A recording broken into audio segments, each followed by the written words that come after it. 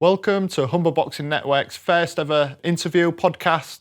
Humber Boxing Network is a brand new multimedia channel showcasing, promoting all things boxing in the Humber region by way of news, interviews, articles, events, discounts and social media showcasing. If you want to know what's happening in our region in terms of boxing, well, check us out. Please like, subscribe, follow our pages. Thank you. Johnny Nelson, thank you. Harry, first of all, Yeah. I've got to say, I've done some pods before, but this, we could be in Vegas, we could be on the Strip. This is like wicked, and this is in Hull. Yeah. Best one I've been to. Hollywood. Hollywood, nice touch. Nice. Yeah, the guys at In It Creative do a great job. You know, the setup's amazing. But yeah, Johnny Nelson, first ever interview on the Humber, the new digital platform, Humber Boxing Network. You're the first interview. Wow. British boxing, WBO cruiserweight, legend in the game, broadcasting and in the ring. Record, I believe, for Longest reigning record that still stands. is it 13 defences, successful defences? Wow. Yeah, brilliant. And you haven't got the typical story, have you? You were, Olympic gold medalist, set to conquer the world from the beginning. You've had a bit of a struggle. No, I look at talent like you've had in Hull, like the likes of Luke Campbell, Tommy Coyle, and I wasn't those guys. I couldn't tie the shoelaces as an amateur. I had 13 amateur fights, won 3. Wow. And boxing, I didn't choose boxing. Boxing chose me. And it was the camaraderie. It was the friendship. And I don't know. I think if I lived in London, I probably wouldn't have boxed. I think up north, we're just more friendly. Yeah. And it just felt like a second home going in the gym. So actually boxing was the downside of going to the boxing club for me. Well, I did read that before, that you literally went to make friends. That was why you went first instance. That's the honest truth. Yeah. So winning and losing made no difference to me. Wow. And it wasn't until I got in my 20s, I thought, I used to think upside down. Yeah. And I lost my first 3 professional fights on the trot. And I thought, if I get to 5, I'll pack in and get a proper job. Yeah. And I won. I thought, bloody hell, I'll go again. And so I'm thinking, get to 5 on the trot. And I was losing and then quit. Yeah. But I won, lost, won. So in my head, I kept thinking, if I get to 5, I'm done. Not thinking, if I get to 5, I'm good. So, and every time I won, I didn't think they were good. I don't think I was good. I just thought they were bad. Yeah, okay. I just thought upside down. I was immature as a kid, a boy in a man's body. So like you say, you had a very limited amateur career. You didn't, rock up 400 amateur bouts like some people do and then turning professional. You had 13. What made you actually go professional then? I know you said you wanted to maybe get 5 in the bank, 5 wins. No. Brendan Ingle, an amazing man. But he said, you make a better professional than you will an amateur. I was tall and gangly like a giraffe. And the amateurs were too fast for me. They were on my case from the off. And he just didn't suit me. And then he turned me pro and he said, as long as you listen, you'll do well. Brendan had an amazing eye. He was like, I always say, David Beckham wouldn't be David Beckham without Sir Alex Ferguson. Yeah. Prince Naseem Hamed wouldn't have been Prince Naseem Hamed without Brendan. And Brendan saw some amazing talent. Your dad, for one. Yeah. We were going to beat your dad up. Yeah. And he was actually, we were at a show, an amateur show, and he battered one of the lads from our gym, and we all travelled like a pack of wolves. And he was proper cocky on it whilst he did it, all these shuffle and everything. And we were all giving him abuse, and Brendan says, lads, brilliant. That kid's brilliant. I'm going to get him at the gym. I'm like, no, man. And your old man telling you now, he not held his own, but Brendan spotted it straight away. Yeah, and it was some stable at that point in time. There was yourself, there was Naz, Junior Witter, Harold Bomber Graham. Yeah, wow. Our gym turned out 6 world champions. Our gym alone, we turned out 9 European champions, 16 British champions. A little gym like that. And so it wasn't a stroke of luck. It was somewhere that talent could be created. Cameos of brilliance was there, And if you walked in, it was like a circus if you didn't understand the culture of the gym. And they were just, not everybody could do it. Not everybody could come to the gym. Your old man did. Yeah. I remember Lennox Lewis came up, he left. Clinton Woods came up, he left. People came in and out of the gym, thought, nah, this isn't for me. And when they get older, they look back. Brendan didn't just work on your boxing skill, he worked on your mind. And he always says, schools teach you to remember, I'm going to teach you to think. Yeah. And that's what he did. And like you say, some people just obviously, they might have had the talent, they might have had the ethic, but if they didn't have the full package... If they didn't have the full package, the problem is this. If you're so used to success, how are you going to handle failure? And so Brendan, it was a mindset. And I was upside down. I was used to failure. So when I got success, I was a professional loser. Yeah. So I knew how not to lose. So if so I think your pro debut was you 19 years old. Is that correct? And 18, 19 years old. And I was thinking, I'm getting Johnny Nelson down. I'm launching the Humber Boxing Network. I'm getting Johnny Nelson down. He's from Sheffield. Am I going to get a bit of stick? But then I realised your first fight was in Hull. In Hull. Hull. So can you tell us a bit about that then? I remember I came down, I think his name was Peter. I can't remember it exactly. Was it Peter? Was it Peter Brown? Peter Brown, yeah. Peter Brown. It was that super middleweight. Yeah, I started off at 12 stone. Yeah. And Peter Brown, he was just had too much for me. And it was down in Hull. I was absolutely terrified. Years later, I bumped into Peter Brown. Oh, right. Okay. And he had a few doormen on the clubs down here in Hull. And me and my mates were queuing up. I was world champion. Me and my mates were queuing up. And this fella leant at the front. He went, come here, get up here. Because we were queuing, it was raining. And it was Peter. And he had the security lock. I'm like, all right, you're all right. And he said, yeah, come on, lads, get yourself in. And I'm stood on the door. And he said, tell these lot. Because obviously we're bragging and boasting. I beat Johnny Nelson. Yeah. And they didn't believe him. So these guys that work for him, Peter's saying, tell him what happened. I said, he was too good for me. He battered me. And so it made him feel like 10 men. Yeah. And my mate was stood there with me. And then we went inside the club and sat down. And Peter said, get yourself in VIP. We're having drinks and everything. And my mate said, why did you let him do that? I went, do what? He said, he bigged himself up on you like that he did you. I said, yeah, but you've got to think about this. I said, because one of his mates, now he's stubbed all his friends and proved them wrong, one of his mates are going to say to him, hold on a minute, Peter, if you were that good, how comes he's sat in VIP drinking free champagne and you wear out here on the door? Yeah, very true. So it's going to make Peter think to himself, bloody hell. Yeah. So I didn't have to belittle him and say that. He'd have figured it out himself. Yeah. But there's many people that were a lot more talented than me. I just stuck it out. I wasn't better than him. I stuck it out. And that was it. Probably my mind had a stubbornness about it. Because believe me, I was not a natural fighter. I was a kid that cried when an adult spoke to him. Oh, wow. Well, that was going to be my next question, actually. So 19-year-old Johnny Nelson, if he knew what career you was going to have and the life you've lived, career in the ring, but then also, in the punditry world as well, smash that out of the park, still a British boxing legend for decades. You've been on our screens for decades now. Don't want to make me feel old, sorry. But what would 19-year-old Johnny Nelson think? I would, sometimes I look at old fights of myself, I want to reach in the screen and slap my face because everything Brendan told me, I just couldn't see it. And it wasn't until I was about 28 years old, the penny dropped. And I never have believed the position I'm in. I was a mummy's boy. I didn't want to be a world champion. I didn't want to do any of the things I wanted to do. I was happy staying at home.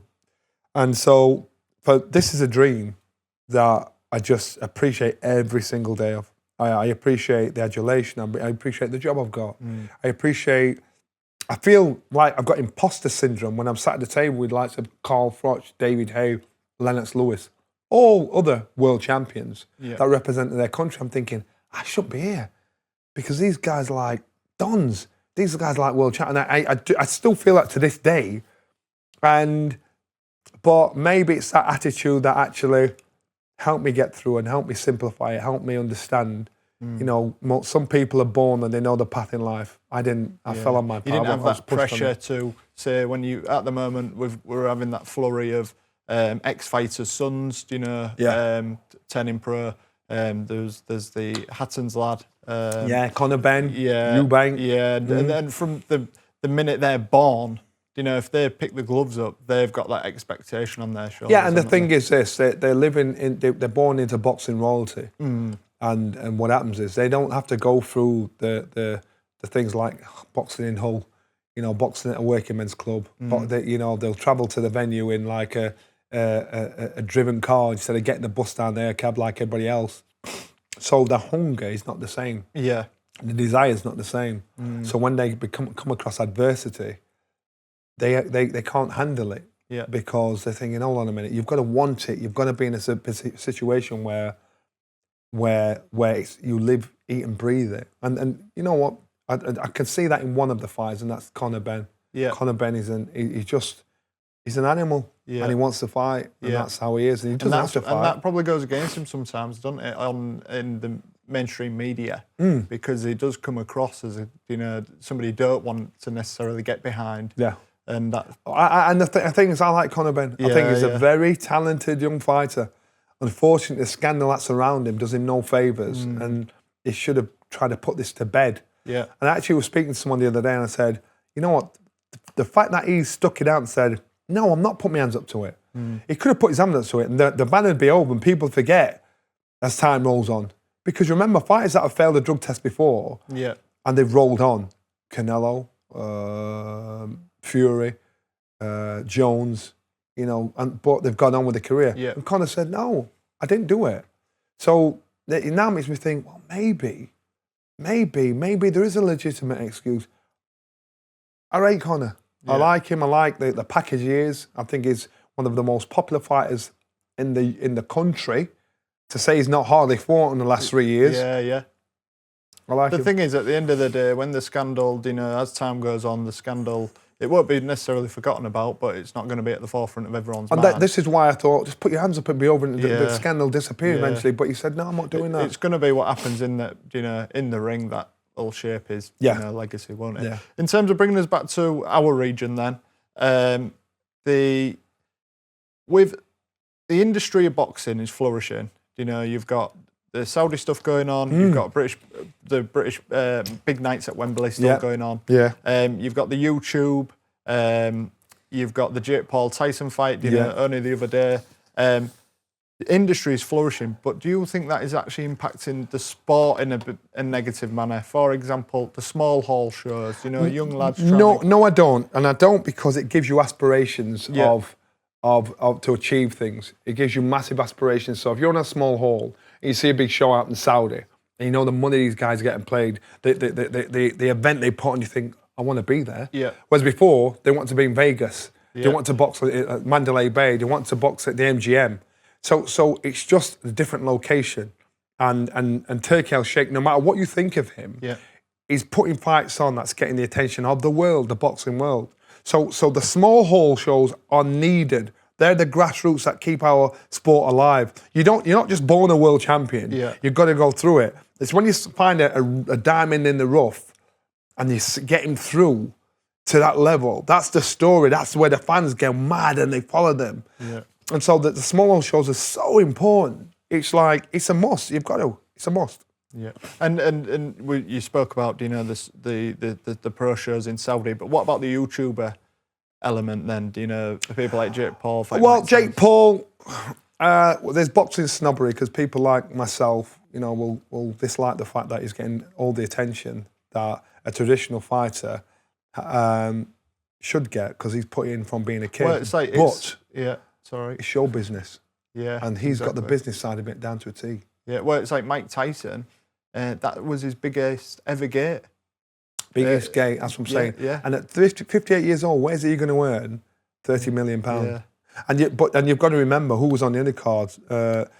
Katie Taylor was on the undercard. It was an what awesome an amazing fight. Yeah, brilliant. But everybody's talking about Jake Paul. Yeah. So how you've got to commend Jake Paul is the fact that this young man has monetised a business. And so the young fighters coming through need to take a leaf out of his book and say, right, I'm a traditional fighter. How comes everybody's talking about him more than me? Yeah. He invested in himself. What he did was he'll got people, he'll document everything he does, puts it on YouTube, builds that fan base up. Yeah. Whereas in boxing, the boxers is, oh, that's my promoter's job. Oh, that's my manager's job. Time changes. You can't do that. Yeah. The boxers have got to, they are their own business. Yeah. And if you're one of the few boxers that rise above being bigger than the promoters and bigger than the managers, you make mad money. Anthony Joshua, Tyson Fury. You look at them going, look at Ben Whittaker, Ben Whittaker coming along regardless. Yeah. And you look at why, because these guys have thought outside the box. And so what Jake Paul's done, I commend him. I commend him because he's created a great business out of it. And that's the thing, you're not after, what people don't realise, as a boxer, the marketing aspect, you're not there to win over the boxing fans. No. Because the boxing fans will be watching and they're already interested. Yeah. You're wanting to, the TV to win over, the TV companies. You want the TV companies to say, we want him. Yeah. We want him because he puts bums on seats. Around him, we can get advertising. Around him, we get attention. Around him, we get more people switching out on TV channels and coming on our platform. So once you're in, and love you, it's like pantomime. Yeah. You go to pantomime at Christmas, everybody loves to hate the villain or they love the hero. Yeah. So you've got to play one or the other. You know, if you're middle of it, so it's no, just being a good fighter is not enough. And Jake Paul has proved that. He's not even the best fighter. He's domestic level. But the character he plays is genius. Yeah. And it's a money-making machine. It's a money-making machine. Bringing it back to the Humber region then, what advice would you give to our up-and-coming young fighters, Ted Jackson, Adrian King, Harvey Lambert, Logan Richardson? These guys need to understand, just because no one's tapping on the shoulder and telling you you're brilliant, you're this, that, and the other, you've got to think, I can spearhead boxing here in Hull. Hull is such a talented area. And I'm surprised you've not had a world champion because they're fighters. They can graft. And historically, Barbara Butterworth, first female world champion from Hull, lives in Miami. People forget that. So when you're seeing your Katie Taylors and people like that, you're seeing your Natasha Jones, it's because of Barbara from Hull. And it was done here first. Yeah, and so you've got to give credit where credit is due. This podcast wouldn't be happening if it wasn't for today's sponsor, Platinum Vehicle Specialists.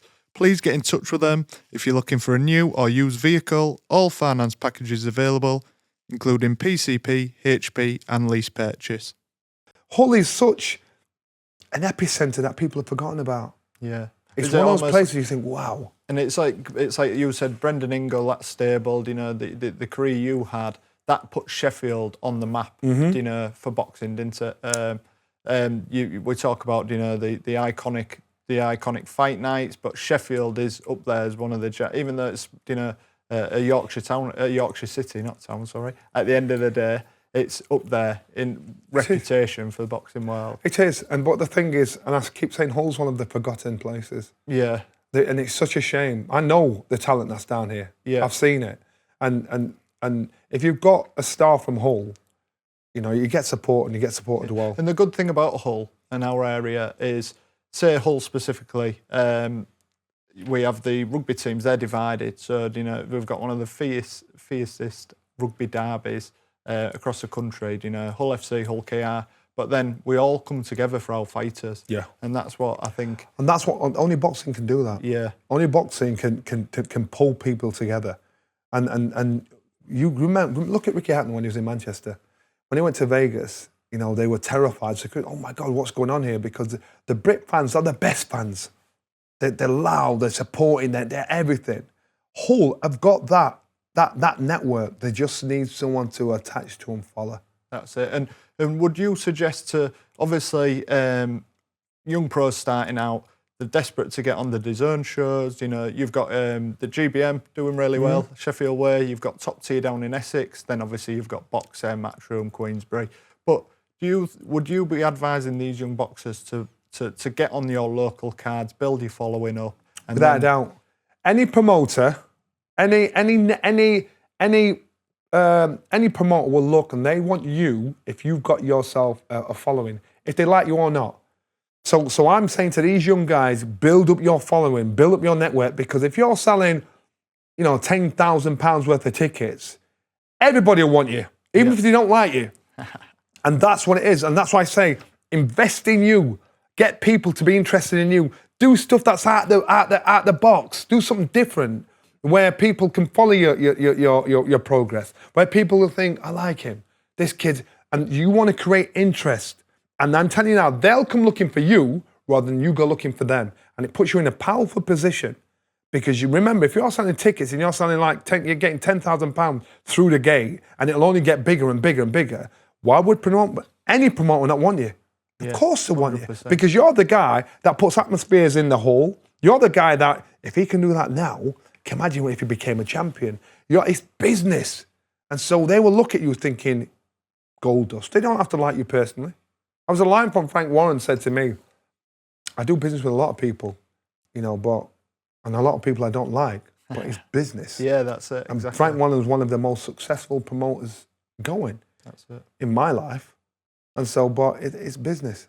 Going back to your career, I believe first 11 fights, you'd lost 5. Mm-hmm. Do you think I believe it's been, it's getting quite popular and it's the thing to be now to have that 0, to have that O. So you get these young pros, the first 10, sometimes 10, 15 fights under the belt, they've still got that O, but they haven't really tested themselves. Do you think that the O, the 0, is getting a bit overrated now? Do you think it'll fall out of fashion? It always has been overrated. The problem is people think you need the O because commercially it's easy for TV to sell you. This guy's brilliant, he's unbeaten. And so people follow the story. So that's commercially. Yeah.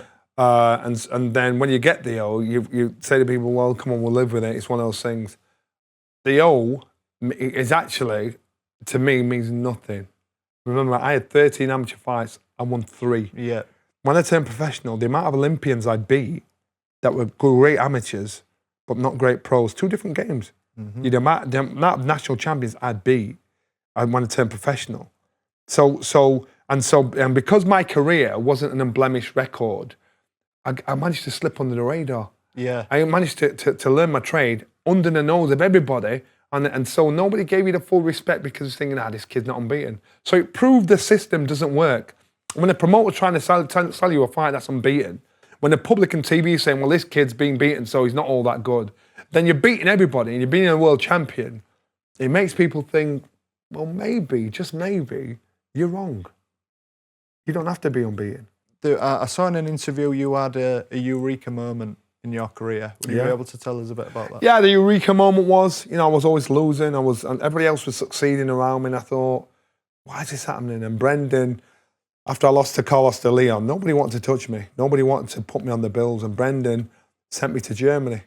I spent 6 years back and forth in and out of Germany. Frankfurt, Oder, Hamburg, Dusseldorf, Berlin as a sparring partner.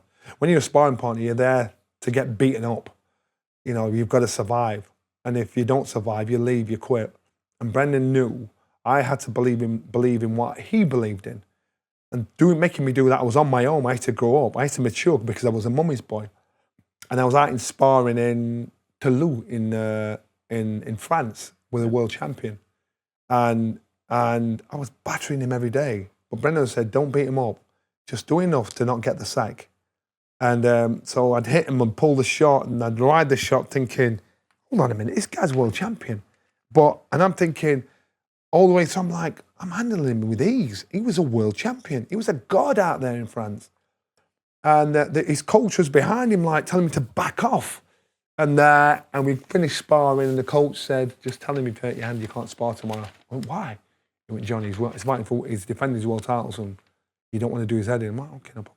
I said to Fabrice, my hand is hurting. I can't spar tomorrow. Oh, okay, no problem. And we came out of the gym. Beautiful woman sat in the car outside. She waved at me.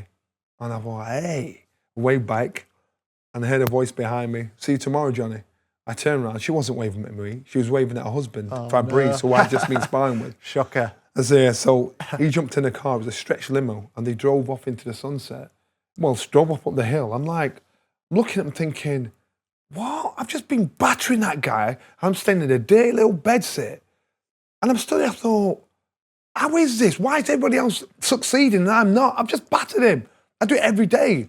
And I was just stood there in the street thinking, this ain't fair. But then I thought, well, who are you to blame? And then I thought, you know what? The only difference between you and him is he can perform in public and you can't. Because if you can do it in the gym, you can do it anywhere. And I thought, you know what? I'm an idiot. It's my fault. I can't blame anybody else. I always gave myself a trap door. A trap door is an excuse to lose. Oh, I didn't run, so I'm tired. Or I didn't this. Or I gave me. So once I took away all the excuses for losing, I could only win. And I can remember walking across the road thinking, and it started raining. And I looked up, I didn't even run. I thought, Johnny, you deserve it. You deserve the rain to piss down on you. It's your own fault because you should know better. Got back to the bed sit, went on the payphone, phoned Brendan because I had to report back to him every night after sparring. And I just told him what happened. I said, Brendan, I swear I will never lose again because I get it. And he started laughing. And that's a phone call Brendan was waiting for 6 years. All over Europe as a sparring partner. He said, Johnny, marvellous. Come home. Wow. Come home.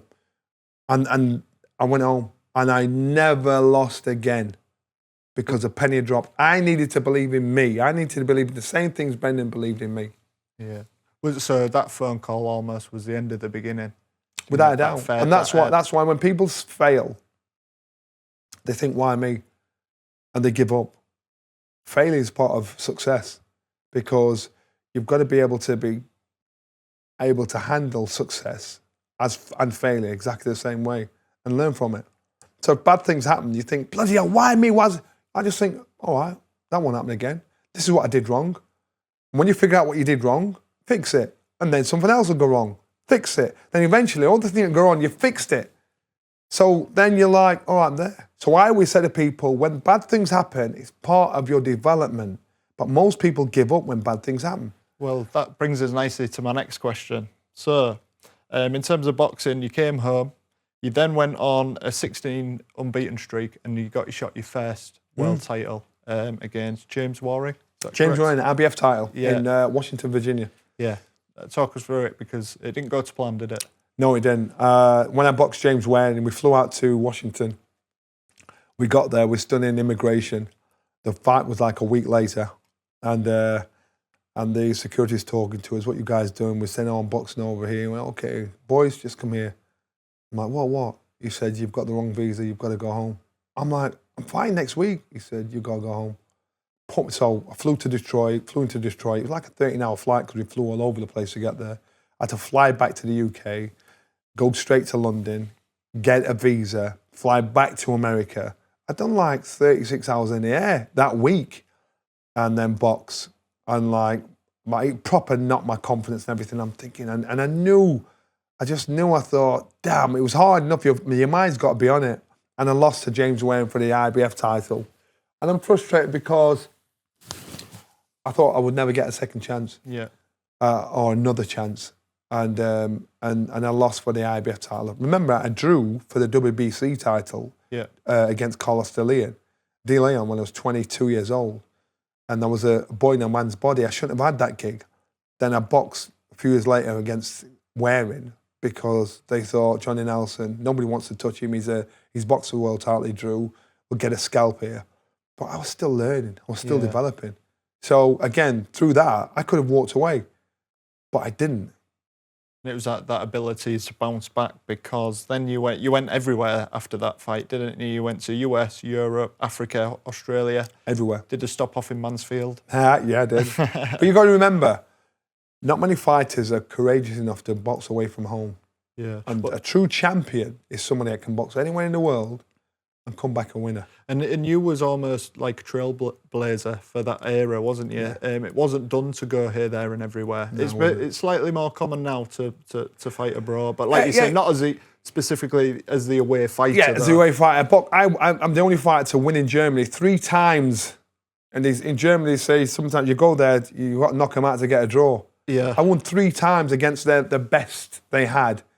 You know, I boxed in South Africa against Corey Sanders, who'd only lost to Evander Holyfield, I think it was that point there. I was like 13 stone 12. He was 18, 12. You know, I stood in last minute notice. I lost that fight on points.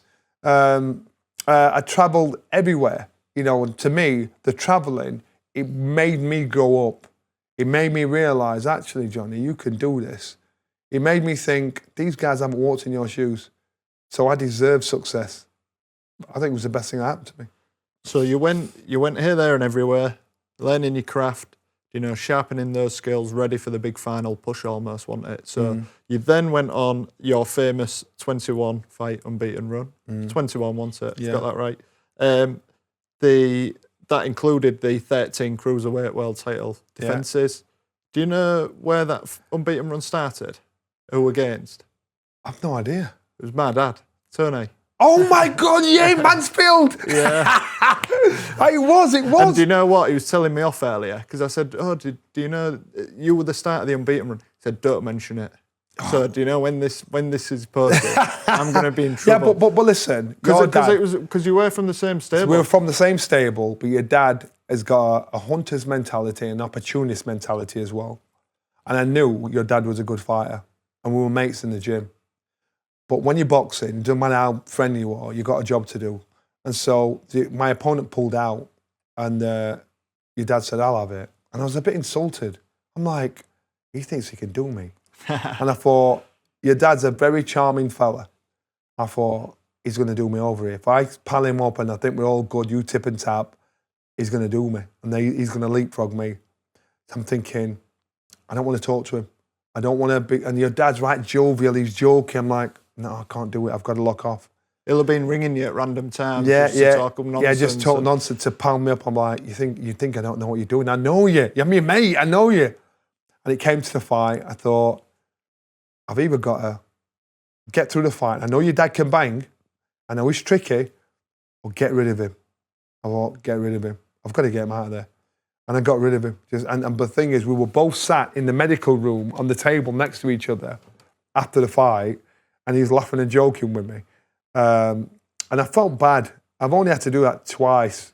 Fight people that I know and I like, and I know personally. And I felt bad, but it was a matter of survival. It's me or him. Yeah. Well, like I said, that was the start of the 21 fight unbeaten run. We ain't got tons of time left today, so I did, if it's okay, just want to ask you about when you finally got your hands on the cruiser world title against Carl Thompson. Best feeling ever. Yeah, I watched the fight actually yesterday, and I have to say, you might have felt totally different, but it looked like you was in cruise control. Completely, because by that time, was you ready? By that time, I believed in myself. So by the time I got in the ring to fight for the world title, I believed I was the best fighter in the world already. I just needed the opportunity to prove it publicly. I'd matured in every department, mentally, physically, and everything. So when I boxed Carl had already boxed Chris Eubank twice and beat him up. I knew he was a warrior, an unbelievable tough fight. He'd been in some amazing battles. But I knew with Carl, I had to do a mind job on him. And coming from our gym, it's not just about boxing, it's how you get into someone's head and twist him up. And I had to get Carl to hate me. If I got him to hate me, he didn't think game plan. He just wanted to batter me. And that'd do me a favour. Because if you stood there and had a war with Carl, he'd knock lumps off you. And so I thought, I've got to get this guy hating me. So he just fights on rage. And the press conference came before the fight. We met, I think it was in Mansfield for a press conference. I'd never met Carl's wife. I'd never met any of these people, but I knew he went to a club called Mr. Smith's in Warrington. I knew his wife's name, I can't remember it now. But I knew. So I'm sat there, I thought, we've got to play a bit of a trick here. So I was talking to John Ingle that was sat next to me. I said, yeah, I've been to a club in what's it called? Mr. Smith's in Warrington. He's like, I can't remember what it was. And see him listening. Yeah, and so I could see him listening. So he's like, half listening, I met this bird. Oh my God, her name was, and I said his wife's name, because I found out his wife's name was. And oh my God, and then we started laughing. Me and John started laughing and chuckling. Never said anything, but he thought we were whispering. And he's thinking, my wife's never told me she bumped into him. Wow. He got up, he's on the phone. His head's going like that on the phone in the corner. I couldn't hear what he was saying, but I knew I'd got him. I thought, I've got him. Now we came back fuming. And he sat down, so obviously she's denying it because she's not done anything. He's not believing her. He's mad at me thinking, and a lot of stuff that was said in the press conference saying, I said to him, I'm getting paid twice as much as you. Your promoter is my promoter. He's looking out for me. I had to set paranoia inside him. And when we came to the press conference before the fight, his fists were like that, rocking tight. And you could see him rocking backward and forward. And they did a picture, I went, see you, and walked off. And he was fuming. So when it came to the fight, he wanted to kill me. And that's where I needed it. Composure then went And that's what I needed. So, but I don't want him to think, well, we'll do this in round 2, we'll do that in round 3, we'll do that in round. I wanted him to think, I just want to walk through him. And all the week long I was saying, I'm knocking out in 5 rounds. I just made the round up. And Carl, he walked straight into it, battered him. And you know what? I don't think they should have stopped it when they should have stopped it. I think I wanted a more satisfying finish. I did think that, but like I say, it was obvious you was in cruise control. But yeah, it was a premature stoppage. I wanted to a more satisfying stoppage. I think one was coming. Maybe. Yeah, it was coming without a doubt, because every time I hit him, I thought, I've not even hit you hard yet. And I just knew. And then after the fight, it took him 8 years to speak to me again. Wow. I bumped into him it might be longer. Bumped into him at an event in London. And we were at the same table, and I looked at him, he looked at me, I put my hand out. I said, Carl, look, I'm sorry, all the stuff I said. And he wouldn't even take my hand and said, I've never even met your wife. I don't know who she is. Yeah. I said those things to upset you. I said, it was a game, man. Yeah. And he was, I don't think it matters.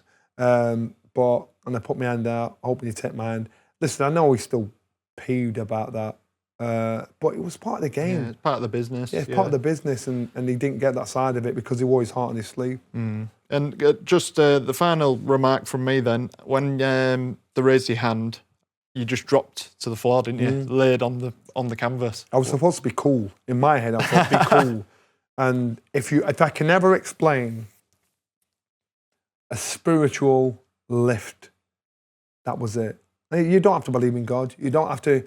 I'm telling you, I had an unbelievable feeling like they'd taken the weight of the world off my shoulders. It was like an angel had just dragged all the negative out of me.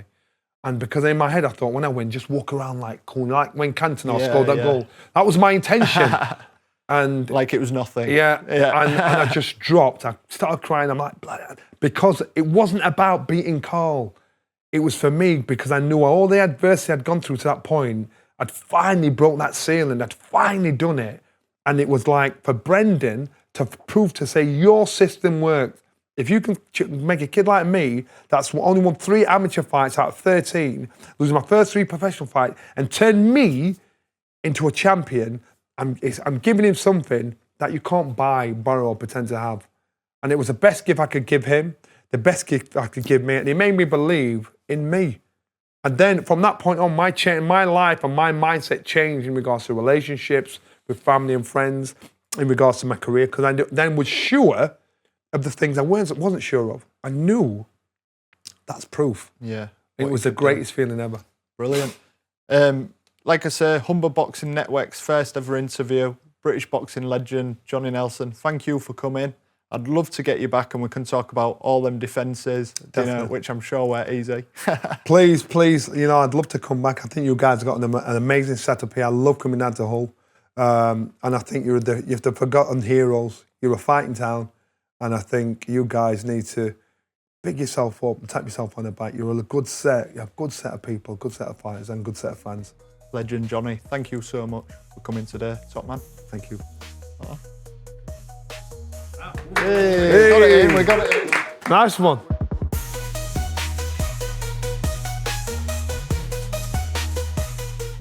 Again, massive thank you to today's sponsor, Platinum Vehicle Specialists. Please get in touch with them if you're looking for a new or used vehicle. All finance packages available, including PCP, HP and lease purchase, with rates as low as 9.9% APR. If you want to know what's going on, all things boxing in the Humber region, please like, subscribe. Thank you for watching.